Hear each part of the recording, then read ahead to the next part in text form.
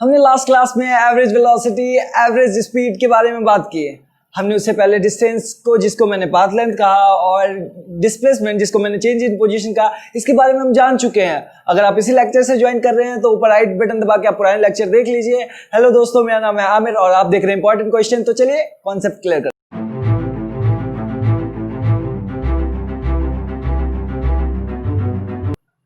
तो आज का सफर हमारा एक एग्जाम्पल से शुरू होगा, जो बेसिकली लास्ट क्लास का एग्जाम्पल था। मैं रिकॉल करवाने के लिए एक एग्जाम्पल देता हूं जो एनसीईआरटी का एग्जाम्पल है। A car is moving along a straight line OP. OP, हाँ, ये मतलब कि ओपी एक पाथ है, सिंपली ओ से पी तक की दूरी। ओके, तो वो कार ओ से पी जाती है 18 सेकंड में। Okay, and returns from P to Q in 6 second, और पी से क्यू वापस आती है 6 सेकंड में। What are the average velocity and average speed of the car? A, first part, from O to P। पहले O to P तक average velocity और average speed निकाल के बतानी है, और फिर बी पार्ट में क्या बताना है कि from O to P and back to Q, और वापस O to Q बेसिकली बात की जाए, P तक जाए फिर Q तक, इनके लिए एवरेज वेलोसिटी और एवरेज स्पीड बतानी है। तो मैं शुरू करता हूँ, और पहले कलर चेंज करूंगा मैं, और व्हाइट करूंगा। ओके, तो सबसे पहला मैं एवरेज स्पीड के लिए करता हूँ। एवरेज स्पीड का फॉर्मूला बताएंगे सारे। एवरेज स्पीड याद हो तो total path length upon time taken. Good, ठीक है। तो total path length upon time taken. Okay, average speed, ये मैं ए पार्ट कर रहा हूँ अभी, ठीक है। तो एवरेज स्पीड में क्या है, टोटल पाथ। तो अब बताओ कि ओ टू पी, ऊपर डायग्राम दे रखा है ऊपर, देखो, तो वो रहा, ठीक है। O to P में क्या डिस्टेंस है, तो 360 मीटर के करीब है। तो हमने लिख लिया टोटल पाथ लेंथ है 360 मीटर अपॉन टाइम टेकन कितना है, तो टाइम टेकन हमने बताया गया 18 सेकंड्स की है, 18 सेकंड। तो ठीक है, तो ये हो जाएगा 20 मीटर पर सेकंड। ओके, ये मीटर में, तो 20 मीटर पर सेकंड। हमारे पास आंसर क्या आ गया एवरेज स्पीड का, 20 मीटर पर सेकंड। अब हम एवरेज वेलोसिटी निकालते हैं। एवरेज वेलोसिटी, इसका फॉर्मूला बताएंगे सारे। क्या था यार, टोटल पाथ लेंथ नहीं है, टोटल क्या है इसका, change in position upon time. Change in position upon time, ठीक है। तो change in position upon time, और चेंज इन पोजीशन ही क्या होती है, हमारी डिस्प्लेसमेंट होती है। तो कोई अगर डिस्प्लेसमेंट कर रहा है तो कोई गलत नहीं है, डिस्प्लेसमेंट अपॉन टाइम। लेकिन डिस्टेंस और डिस्प्लेसमेंट थोड़ा कंफ्यूजिंग लगता है, इसलिए हाँ, एज अ डिक्टेटर उनको पॉजिटिव नेगेटिव चीजें थोड़ी कंफ्यूजिंग लगती थी, इसलिए उन्होंने क्या रख दिया था, बताओ, याद हो तो, किसी ने देखी हो तो, खैर छोड़ो। और अलादीन, सही, ठीक है। Change in position in upon time, ठीक है। लेकिन हम यहाँ पे बोलते हैं मैंने चेंज इन पोजीशन किया और क्या किया, पाथ लेंथ, ठीक है। इससे काफी क्लियर समझ में आता है, ठीक है। तो टोटल वो तो एवरेज स्पीड के लिए था, और इसमें क्या होगा, change in position upon time, ठीक है। तो चेंज इन पोजीशन कितना है, तो पोजीशन में चेंज क्या, ओ पे था, अब पी पे पहुंच गया, पोजीशन में चेंज कितना हो गया, 360 मीटर का। तो वही हम लिखेंगे, चेंज इन पोजीशन कितना है, 360 मीटर का, और इसको ट्रैवल करने में टाइम कितना लग गया, तो भाई 18 सेकंड का वक्त लगा, और ये टोटल हो गया 20 मीटर पर सेकंड। ओके, तो क्या दिख रहा है तुम्हें, एवरेज स्पीड और एवरेज वेलोसिटी बराबर आ गया। हमेशा ऐसा होता नहीं होता, इसीलिए अगला एग्जांपल बी पार्ट दिया गया तुम्हें कि ये चीज क्लियर करने के लिए, ठीक है। चलो मैं साइड चेंज करता हूँ, फिर बात करता हूँ, ठीक है।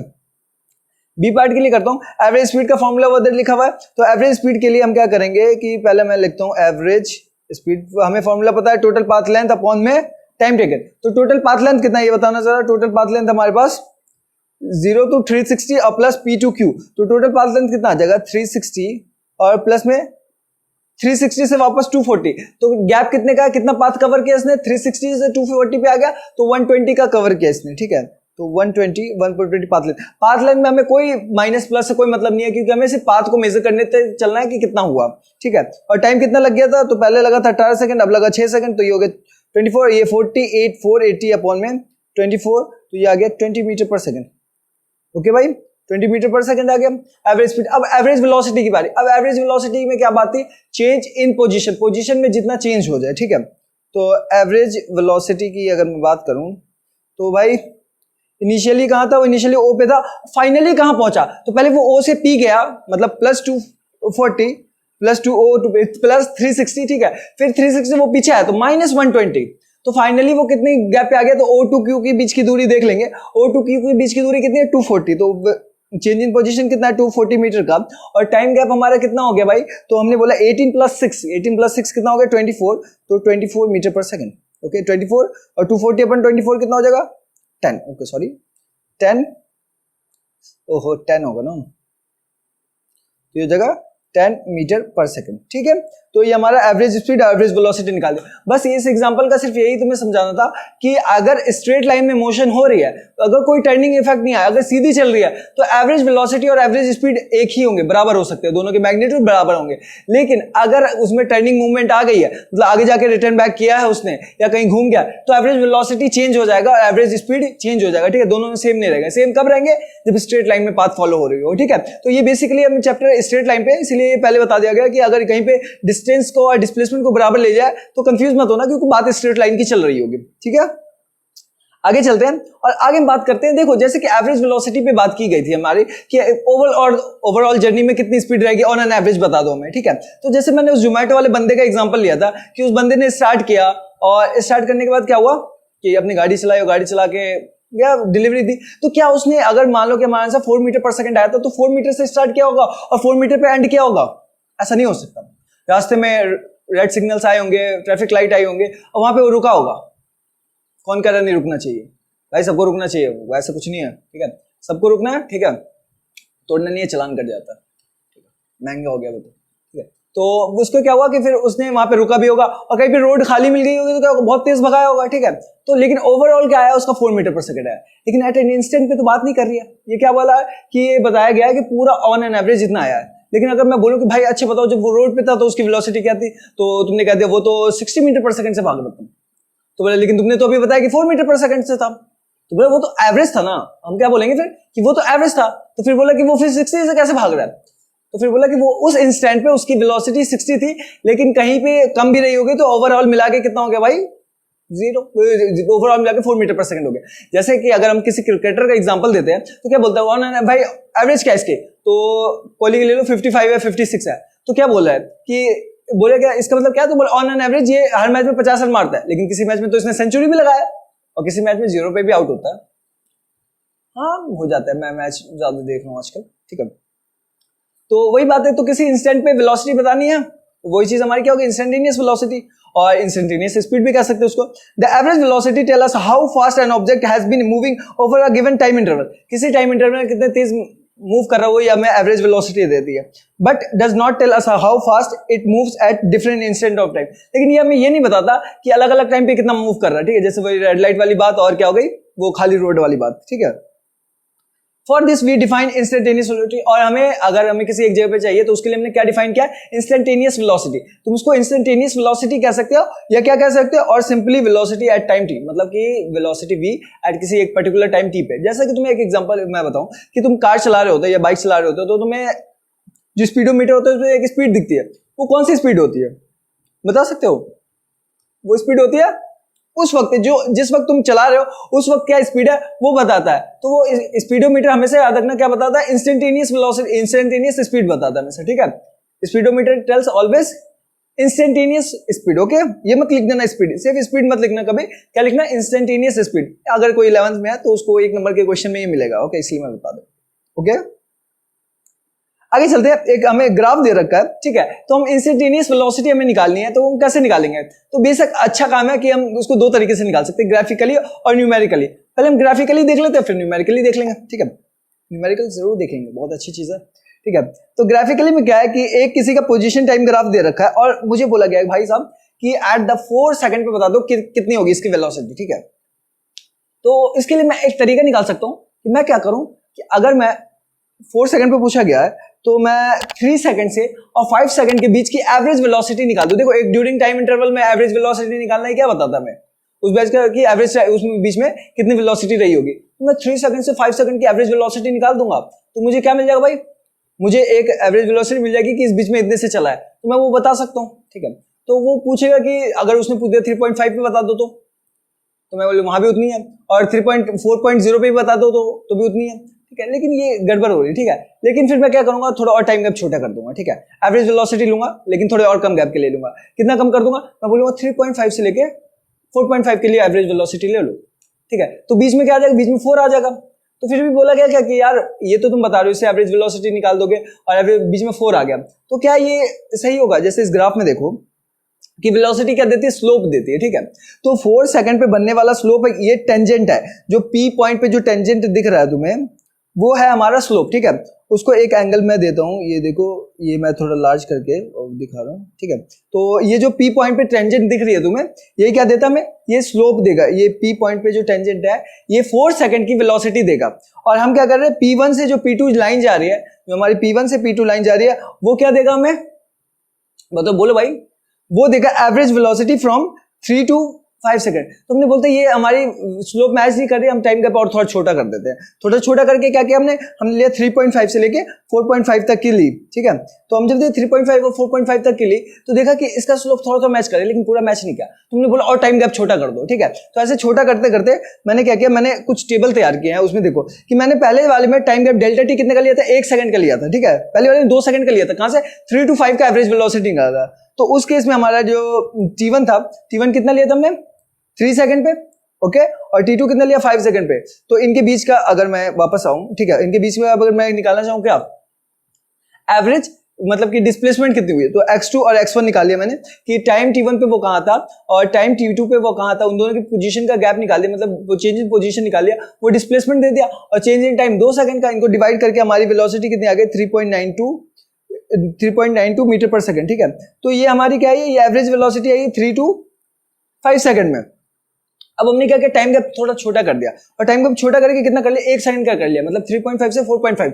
अब इस टाइम गैप में कौन आ जाएगा हमारा, इस टाइम गैप में आ गया हमारा, क्या बताओ भाई, 4 सेकंड आ गया। अब हम इसमें 4 सेकंड को निकाल लेंगे, तो 3.5 पे पोजीशन ली, 4.5 पे पोजीशन ली, 3.5 पे पोजीशन कितना आया, 3.43, 4.5 पे कितना आया, 7.29, इन दोनों का गैप कितना है, 3.86, टाइम कितना है 1 सेकंड का। तो हमारी एवरेज वेलोसिटी कितनी निकली भाई, 3.86 मीटर पर सेकंड। देखो पुराने वाले से ये ज्यादा प्रिसाइज आ गया, 86 आ गया। तो हमें क्या पता चला है कि डेल्टा टी छोटा होने पे हमारी वैल्यू प्रिसाइज होती चली जा रही है, ठीक है। अब मैंने क्या किया भाई, बोले कि ऐसी बात है, अगर तुमने बोला डेल्टा टी छोटे करने पे प्रिसाइज वैल्यू है, डेल्टा टी और छोटा कर दो, लो कर दो। तो 0.5 का हम बहुत छोटा गैप ले, अब देखो ग्राफ में आके हम कहां ले रहे हैं, 0.5 का गैप लेंगे, मतलब अगर मैं इसको देखूं तो 3.95 से लेके 4.05 तक चलूंगा। तो इस पॉइंट में अगर 3.95 करीब यहाँ पे आएगा और 4.5 यहाँ पे आएगा, ठीक है। तो इतना छोटा मैंने हिस्सा लिया, ओके।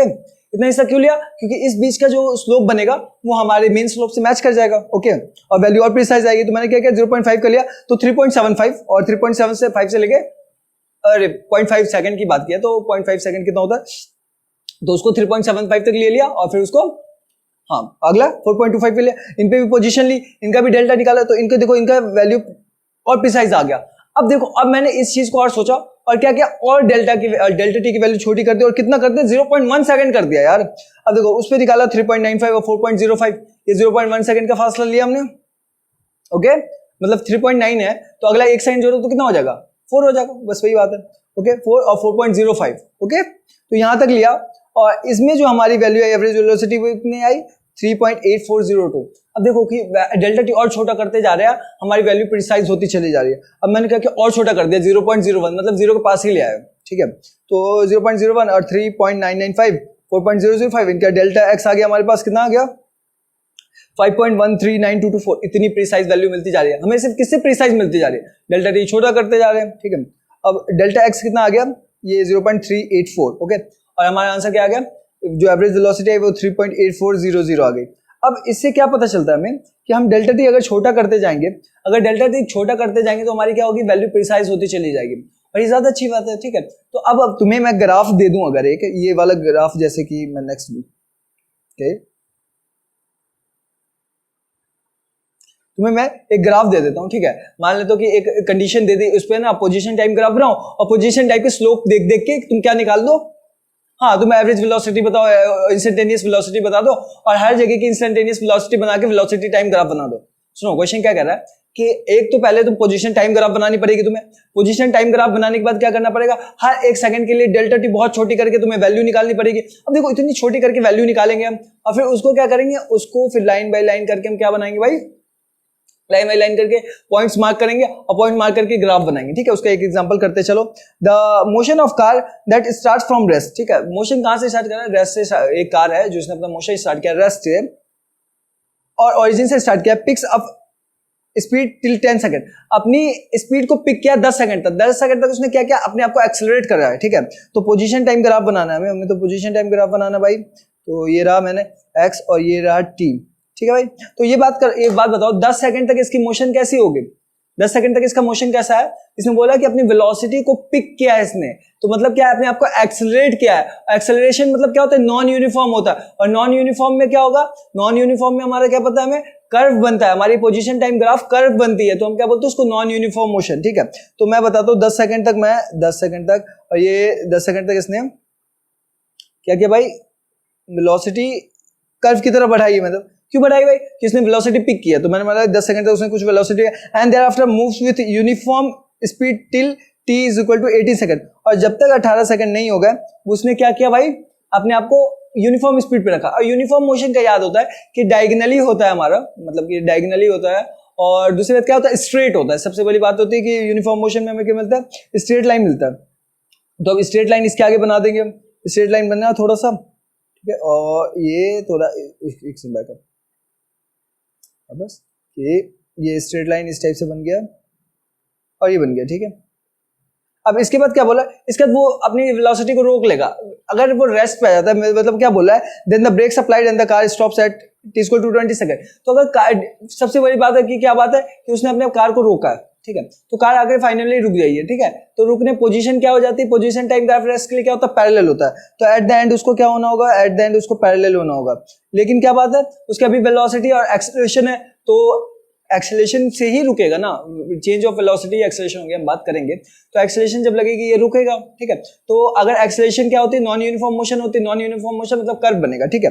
तो कर्व बना, ये रहा कर्व, ऐसा बन गया, ओके। तो ये हमारा ये इस टाइप का ग्राफ बन गया। तो ये हमने पोजीशन टाइम ग्राफ एक टाइप से बना लिया। अब इसको देख के हमें क्या बनाना है, इसको देखते हुए हमें क्या बनाना भाई, वेलोसिटी टाइम ग्राफ। और वेलोसिटी टाइम ग्राफ कैसे बनाएंगे, हर एक पोजीशन पे वैल्यूज लेंगे, उसके हिसाब से बनाएंगे। चलो इसका मैं एक बार मैं रफली बनाता हूँ पोजीशन टाइम ग्राफ। अब पोजीशन टाइम ग्राफ तो बना लिया हमने, वेलोसिटी टाइम ग्राफ बनाता हूँ, ठीक है। तो velocity time graph VT graph, तो वेलोसिटी टाइम ग्राफ में हमने क्या पता है, ये कैसा बनेगा भाई, थोड़ा कुछ बोलो। ये सबसे पहले बात है कि हमारी जो वेलोसिटी है वो इंक्रीज होती गई है, ठीक है। तो 10 सेकंड तक उसने अपनी स्पीड को पिक किया है, तो इसमें क्या बात है कि हमारा एक्सीलरेशन लगा है, और एक्सीलरेशन भी कैसा होगा, जो चेंज होता हुआ एक्सीलरेशन हुआ। जब हम कार या बाइक चलाते हैं तो हम एक्सीलरेटर को क्या करते हैं, बहुत तेज से एक्सीलरेट करते हैं, ये एक्सीलरेट करता जाता है, मतलब कि हम एक जगह रोकते तो नहीं है, तो मतलब क्या धीरे धीरे एक्सीलरेट करें, तुम्हारी एक्सीलरेशन भी क्या है, वेरिएबल है। तो VT टाइम ग्राफ का इनिशियली 10 सेकंड तक क्या होगा भाई, कि 10 सेकंड तक तो उसने एक्सेलरेशन लगाई है, और क्या लगाई, वेरिएबल एक्सेलरेशन लगाई। फिर क्या हुआ, जब स्पीड पकड़ लिया फिर उसने यही रोक दिया, ठीक है। अब एक स्पीड से वो चलता जा रहा है, ठीक है। अब वो अगर एक स्पीड से चलता रहा है तो वेलोसिटी कांस्टेंट हो गई, ये हो गई। अब फिर क्या हुआ, फिर उसने ब्रेक लगाया, ब्रेक लगाने पे क्या होता है, एक कांस्टेंट एक्सेलरेशन में मिलती है। ब्रेक में हम कुछ नहीं करते, ठीक है, ब्रेक लगा दिया, वो कांस्टेंट एक्सेलरेशन में मिलेगी। और कांस्टेंट एक्सेलरेशन मतलब क्या है, वेलोसिटी कम होती चली जाएगी, रिटार्डेशन में रुकता चला जाएगा, और ये फाइनली रुक गया, ठीक है। तो इस टाइप से हमारा VT ग्राफ बन गया। अब देखो, अब इसके बीच पे हमें हर एक इंस्टेंट पे वेलोसिटी निकालनी होती, किस बेस पे, ग्राफ का मेथड यूज करके। लेकिन ग्राफ का मेथड यूज करना काफी कॉम्प्लिकेटेड है, काफी ज्यादा। अगर इसके आगे देखो, the graphical method for the determination of the instantaneous velocity, तुम्हें पता कितना ज्यादा कॉम्प्लिकेटेड है, क्यों, क्योंकि हमें डेल्टा टी इतनी छोटे पे 0.01 सेकंड पे जाके हमें वैल्यू लेना, हमें ग्राफ इतने छोटे हम पढ़ कैसे पाएंगे, हम तो मिनिमम 1 सेकंड पे हम ग्राफ बनाते हैं, एक सेकंड का मार्जिन रख के, हम 0.01 पे जाके हम कैसे पढ़ पाएंगे। और तुम्हें और प्रिसाइज चाहिए तो और छोटी कर लो, यही बात है ना। तो क्या बोला, the graphical method for the determination of the instantaneous velocity is always not a convenient method. ये कभी भी हमारा कन्वीनियंस नहीं रहा है यार। For this we must careful plot away. अब इसमें हमें क्या बात होगा, इसमें हमें पोजीशन टाइम ग्राफ बनाना होगा, फिर एवरेज वेलोसिटी निकालना होगा एक छोटे से टाइम के लिए, डेल्टा टी टाइम के लिए, ठीक है। तो ये चीज काफी मुश्किल हो जाती है। अब लेकिन इसके बाद क्या बात होती है, हाँ हिंट मिल गया तुम्हें। तो मैं इनके लिए तुम्हें बेसिकली मैथ्स हमारे पास एक एप्लीकेशन प्रोवाइड करती है सवाल सॉल्व करने के लिए। जैसे हम बचपन में छोटे थे, तो छोटे में हम क्या बताया था, 2 + 2 + 2 + 2 + 2, मतलब 5 टाइम्स मैंने बोला तो कितना हो गया था, बोला कि ये 10 हो गए। ऐड करके हम देख लेते थे, 2 + 2 4, 4 + 2 6 + 2 + 8 + 2 10। ये हमने बचपन में किया था। लेकिन अब हम थोड़े और बड़े हुए तो हमें क्या सिखाया गया कि अगर जितने बार 2 है सिर्फ उनको गिन लो और उनको क्या करो 5 से मल्टीप्लाई करो। तो हमें मल्टीप्लिकेशन सिखाई गई, जिसने एडिशन को फास्ट कर दिया, बहुत तेज फास्ट कर दिया। हमें 100 टाइम्स 2 को जोड़ना है तो सिंपली 2 × 100 200, ओके। तो ये हमें मल्टीप्लिकेशन सिखाई गई। तो वही बात है कि इस टाइप से हमें टाइम टाइम पे ना मैथ्स ने हमें एप्लीकेशन दी है, हमें मतलब कि अपनी एप्लीकेशन दी है जिसका यूज करके हम अलग अलग काम कर लेते हैं, ठीक है। अब क्या है कि अब उस एप्लीकेशन, उस चीज का, उस मेथड का हम किस टाइप से यूज करते हैं वो हमारे ऊपर है, ठीक है। तो इसी टाइप से ये मैथ्स का एक ब्रांच है कैलकुलस, ठीक है। मैं आज तुम सबको कैलकुलस के बारे में बताऊंगा कि कैलकुलस कितना मजेदार है। ये ट्यून नहीं होना चाहिए था यहाँ पे, लेकिन खैर एक अच्छी चीज इंट्रोड्यूस कर रहा हूं मैं तुम्हें। तो मैं तुम्हें इंट्रोड्यूस कर रहा हूं कैलकुलस के बारे में। कैलकुलस क्या करेगा, कैलकुलस का डेली काम करना है वहां पे जहां पे तुम्हारा चेंज कितना लेना हो, तुम्हें जीरो के पास लेना हो। जहां पे जब भी ऐसा हो कि तुम्हें चेंज कहां पे लेना हो, ये बात मेरी अच्छे से गांठ बांध के रख लो। पूरे फिजिक्स के जब भी पढ़ाऊंगा और जहां पे भी मैं बोलूं कि भाई एकदम छोटा सा पॉइंट लूंगा जहां पे चेंज कितना हो रहा है, जहां पे चेंज जीरो के पास हो रहा है, जहां पे डेल्टा किसके अप्रोच कर रहा हो, जीरो का अप्रोच कर रहा हो, तो वहां पे तुम्हारे दिमाग में एक ही चीज अप्लाई होनी चाहिए कि सर यहाँ पे कैलकुलस यूज करेंगे, ठीक है। वहां पे हम किसको यूज करेंगे, कैलकुलस यूज करेंगे। और कैलकुलस क्या है, मैथ्स की एक ब्रांच है जिसके दो पार्ट है, इंटीग्रेशन और डिफरेंशिएशन। बेसिकली डिफरेंशिएशन और इंटीग्रेशन, इसमें क्या होता है कि जो हमारी चीज, बेसिकली हम क्या होता है, दो चीजों को डिवाइड करते हैं और या दो चीजों को मल्टीप्लाई करते हैं। जब भी हम डिवीजन की बात आएगी तो हम क्या करेंगे, जब दो छोटी छोटी चीजों को मल्टीप्लाई करेंगे, डिवाइड करेंगे, तो हम डिफरेंशिएशन का यूज करेंगे। नाम से ही पता चला है, डिफरेंस और डिवीजन मतलब चेंज। डिफरेंस मतलब क्या होता है, चेंज, और डिवीजन मतलब डिवाइड, ठीक है। इसी टाइप से इंटीग्रेशन मतलब इंटीग्रेट करना, चीजों को जोड़ना, ठीक है। तो ये सब चीज हम आगे देखेंगे, लेकिन पहले इन बातों का ध्यान रखना। मैंने क्या बोला है कि जब भी हमारा छोटी चीज मतलब चेंज किसको अप्रोच करने लगे, जीरो को, तो हम किसको यूज करेंगे, हमेशा कैलकुलस को यूज करेंगे। कहीं भी पूरी फिजिक्स में कभी भी हम ऐसा बोल दूं कि भाई यहाँ पे चीजें चेंज हो रही हैं, चीजें कंटिन्यूअसली चेंज हो रही है, मैं एक ऐसा टाइम लूंगा जहां पे चीजें चेंज ना हो रही हो, वहां पे जो चेंज होगा वो चेंज किसको अप्रोच करे, चेंज की बस इतना ही चेंज हुआ कि बस ना के बराबर चेंज हुआ, तो वहां पे मैं किसको यूज करूंगा भाई, कैलकुलस को यूज करूंगा। ये बात अच्छे से एकदम ध्यान से गांठ बांध कर रख लो, इसके बिना फिजिक्स में आगे बढ़ना बहुत मुश्किल होगा, ठीक है। तो मैं जैसा कि बता रहा था कि अपने वापस से हम किस पर चलते हैं कि एवरेज वेलोसिटी पता करने के किस तरीके से, न्यूमेरिकल तरीके से। न्यूमेरिकली करने के लिए हम हमेशा किसका यूज करेंगे भाई, हाँ कैलकुलस का यूज करेंगे। न्यूमेरिकल करने के लिए हमेशा इंस्टेंटेनियस वेलोसिटी के हम कैलकुलस का यूज करेंगे। उसमें क्या होगा, उसमें हम ये लिखेंगे भाई कि क्या होगा, delta x by delta T. हमारी एवरेज वेलोसिटी का फॉर्मूला तो यही है कि change in position upon change in time. लेकिन इसमें कंडीशन क्या होनी चाहिए कि डेल्टा टी किसको अप्रोच कर रहा हो, डेल्टा, इसमें कंडीशन ये लग गई, लिमिट ये लग गई। लिमिट मतलब क्या होता है कि एक बात तुम्हें बता दी गई कि ये लिमिट है, इससे आगे तुम्हें नहीं बढ़ना। लिमिट क्या लग गई कि डेल्टा टी किसको अप्रोच करना चाहिए, जीरो को। ये क्या देगा तुम्हें, ये देगा इंस्टेंटेनियस वेलोसिटी। ये क्या देगा, इंस्टेंटेनियस वेलोसिटी। ओके भाई, तो अब तुम्हें क्या पता चला कि इंस्टेंटेनियस वेलोसिटी निकालने के लिए तुम्हें क्या करना पड़ेगा, change in position upon change in time पता करना होगा। मतलब कि तुम्हें एवरेज वेलोसिटी पता करना होगा, लेकिन वहां पे कंडीशन क्या है, डेल्टा टी किसको अप्रोच करे, जीरो को, ठीक है। तो जब भी इस टाइप का कोई भी फंक्शन बनेगा हमारा कि जहां पे डेल्टा अप्रोच कर रहा हो किसको, जीरो को, चेंज टाइम में अप्रोच कर रहा हो, किसी चीज में अप्रोच कर रहा हो जीरो को, तो हम सिंपली क्या करेंगे, वहां पे चीज लिखेंगे डी बाई डी टी और यहाँ पे एक्स, ठीक है। ओके, तो ये इस टाइप से होगा कि जो हमारा चेंज है, ये जो पूरी लिमिट विमिट की बात हो गई, इतनी सारी बात हो गई, इतनी सारी डेल्टा वेल्टा लग के जो बात हुई है हमारी, इसकी जगह क्या रखेंगे, ऊपर भी डी रखेंगे और नीचे भी डी रखेंगे। और तुम्हें इस टाइप का जब दिख जाए D X by D T या D V by D T या D A by D T, ये सब चीजें दिख जाए तो सिंपल सी बात क्या है, क्या समझना है कि भाई यहाँ पे कैलकुलस यूज होगा, यहाँ पे जो चेंज है वो किसको अप्रोच कर रहा है, या जीरो को अप्रोच कर रहा है। और ये बात किसकी की जा रही है, ये बात की जा रही है इंस्टेंटेनियस चीजों की। ओके, तो ये हम बेसिकली बात देखी कि हम इंस्टेंटेनियस वेलोसिटी न्यूमेरिकल कैसे निकालेंगे और कैसे निकाल पाएंगे हम, डिफरेंशिएशन और इंटीग्रेशन कैलकुलस की मदद से बेसिक, ठीक है। ग्राफिकल वाला मेथड एकदम सही नहीं है, ठीक है। ग्राफिकल वाला मेथड हम सिर्फ इसलिए देख सकते हैं कि ग्राफ कहां पे स्लोप बढ़ती जा रही है, कहां पे स्लोप घटती जा रही है, इस काम में हमारे ग्राफ आते हैं, ठीक है। कि जैसे मैं पुराने एग्जांपल पे वापस आऊं, इसमें देखो कि इसमें मैंने ग्राफ ऐसे बनाया, यूं करके कर्व बनाया, तो इसका मतलब क्या है कि धीरे धीरे स्लोप बढ़ता जा रहा है, मतलब स्लोप बढ़ता जा रहा है। वी का स्लोप क्या होगा, वी का स्लोप जो देगा वो मैं बाद में बताऊंगा, लेकिन वी का स्लोप मान लो एक्सेलरेशन देता है, तो धीरे धीरे क्या हो रही है, एक्सेलरेशन बढ़ती जा रही है, धीरे धीरे एक्सेलरेशन बढ़ती जा रही है, वही बात है, ठीक है। तो अगर बैक वाले में आओ तो ऊपर वाला कर्व देखो जो यूं बना है, तो उसमें क्या होगा, स्लोप पहले ज्यादा था, धीरे धीरे कम हो गया। तो मैं क्या कहूंगा इसमें कि हमारी स्लोप कम हो गई, इसका मतलब क्या है कि हमारी पोजीशन टाइम ग्राफ की स्लोप कम हुई है, मतलब धीरे धीरे वेलोसिटी कम हो गई, ठीक है। और वेलोसिटी कम हो गई, फाइनली रुक गया, यही बात है हमारी। ओके, तो अब बात याद रहेगी कि इंटीग्रेशन और डिफरेंशिएशन में क्या होगा कि ये कैलकुलस का ब्रांच है। जैसे हमने मल्टीप्लिकेशन सीखी थी, मल्टीप्लिकेशन के मेथड सीखे थे, कैसे करते हैं, इसको डायरेक्ट इसके साथ मल्टीप्लाई कर दो, जैसे 2 into 3 है तो 2 को 3 बार पढ़ो, 2 1 2 2 2 4 2 3 6, तो ऐसे करके हमें टेबल याद करवाए गए थे, ठीक है। ये सब चीजें मल्टीप्लिकेशन के लिए। तो इसी टाइप से जैसे हमने मल्टीप्लिकेशन के लिए क्या सीखा था, टेबल सीखा था, ठीक है, इसी टाइप से इंटीग्रेशन और डिफरेंशिएशन के लिए कुछ फॉर्मूले है। बेसिकली मल्टीप्लिकेशन का ही फॉर्मूला था वो टेबल, और उसी के बेस पे क्या आज सारी चीजें मल्टीप्लाई करते हैं। जैसे 7 into 6 क्या होता है, अगर तुम सबको करने जाओगे 7 प्लस प्लस प्लस प्लस करके ऐसे करने जाओगे काफी टाइम लगेगा। हमने उसको वैसे ही निकाला था, लेकिन तुम्हें याद करवा दिया कि बचपन से टेबल याद करो, टेबल याद करो, टेबल याद करो। मेरे एक टीचर थे यार, हमेशा आते थे और हमेशा बोलते थे क्या टेबल सुनाओ, हमेशा 2 से 20 का टेबल सुनाओ, 2 से 20 का टेबल सुनाओ। उनको कोई काम ही नहीं था, पढ़ाने आते थे और सिर्फ क्या बोलते थे, टेबल सुनाओ, टेबल सुनाओ, टेबल सुनाओ। लेकिन आज पता है भाई टेबल के बहुत काम है, इसीलिए मैं तुमसे हमेशा पूछूंगा कि भाई इंटीग्रेशन के फॉर्मूले सुनाओ, डिफरेंशिएशन के फॉर्मूले सुनाओ। मुझे डीएम करो, इंस्टा पे डीएम करो, कहीं भी डीएम करो, मुझे सारे फॉर्मूले लिख के भेजो। हाँ लिख के भेजो। क्यों लिख के भेजो भाई, तुम्हें याद होगा तभी तुम क्वेश्चंस लगा पाओगे। ओके, तो खैर मैं इसके रूल्स, इसकी सारी चीजें मैं नेक्स्ट क्लास पूरी डिफरेंशिएशन पे लूंगा, ठीक है। ऐसे करके हम बेसिक मैथमेटिक्स कंप्लीट करते हैं। तो आज के लिए इतना काफी है, थैंक यू।